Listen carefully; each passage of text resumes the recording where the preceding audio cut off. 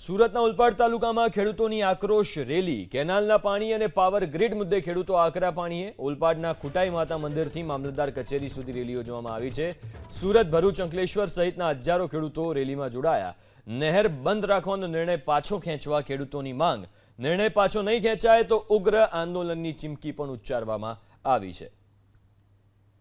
કાયદાઓ છે એમાં પરિવર્તન કરીને ખેડૂતોના હિતના કાયદાઓ બને અને જ્યાં સુધી નવા કાયદાઓ ન બને ત્યાં સુધી ખેડૂતોને એક ટાવરના 2 કરોડ રૂપિયા મળે એ પ્રકારની રજૂઆત અને આવેદન અમે માનનીય પ્રધાનમંત્રીશ્રીને કર્યું છે। આજે તો આ 90 દિવસ બંધ રહે તો ખેડૂત એકદમ પાયમાલ થઈ જશે, એની હું 100% ગેરંટી આપું છું। જો આ 90 દિવસને બદલે 60 દિવસ કરવામાં આવે કદાચ તો પણ સરકાર ખેડૂતો માન્ય નહીં રાખશે, પણ એ ચલાવી લેવામાં આવશે। પણ જાન્યુઆરીની અંદર તો પાણી આપવામાં આવવું જ પડશે એવી મારી વાયદો છે।